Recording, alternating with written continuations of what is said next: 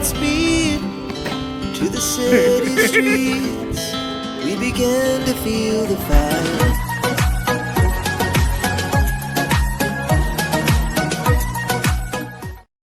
ලස්සනට මල් පිපෙන්න මල් වත්තක්ම ඕනේ වෙන්නේ නැහැ.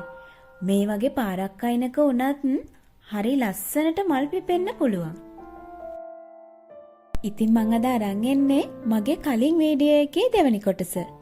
මගේ කලින් vlog එක බැලුවේ නැත්නම් මම මේ වීඩියෝ එකට පහලින් link එක දාන්නම්. අනිවාර්යෙන්ම ගිහිල්ලා බලන්න.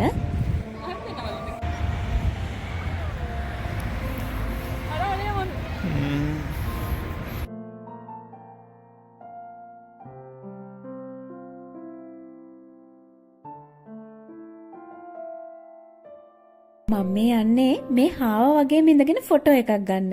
ඒ ෆොටෝ එක තමයි මම මේ ඇඩ් කරලා තියෙන්නේ.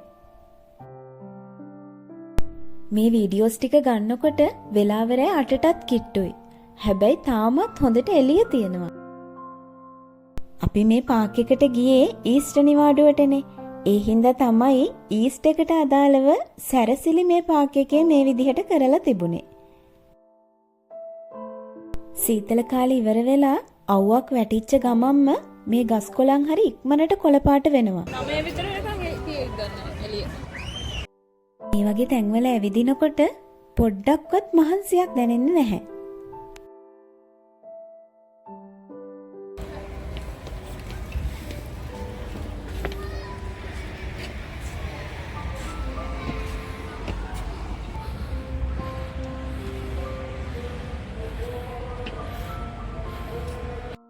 මං කල්පනා කර කර හිටියේ මේ වීඩියෝ එක දානවද නැද්ද කියලා.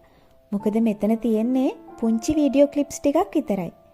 හැබැයි ඉතින් මට ලස්සනයි කියලා හිතුන හින්දා ඒ දේවල් ඔයාලත් එක්කත් බෙදා ගන්න ඕනේ කියලා හිතුන හින්දා මම මේ වීඩියෝ එක අප්ලෝඩ් කරනවා.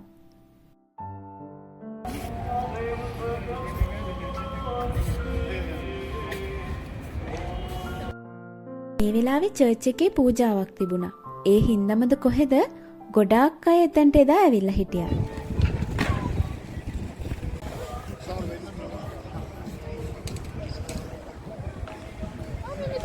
සබ්වේ එක.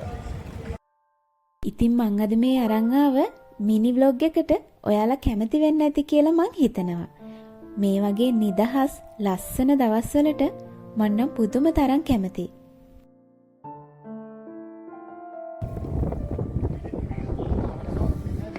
ගෙවිලා යන හැම දවසක්ම සතුටු දවස් උනේ නැති වුණත් සතුටෙන් ඉන්න පුළුවන් පුංචිම දේවල් වලින් වුණත් අපි ගොඩාක් සතුටු වෙලා අපේ හිත සතුටින් තියාගන්න ඕනේ. ඉතින් හැමදාම වගේ මාව බලාගෙන අහගෙන හිටිය ඔයාලට ගොඩාක් ස්තුතියි. තවත් ලස්සන වීඩියෝ එකකින් ඉක්මනට හම්බෙමු. වීඩියෝ එක ගැන මොනවාද හිතෙන්නේ කියලා කමෙන්ට් එකක් දාන්න.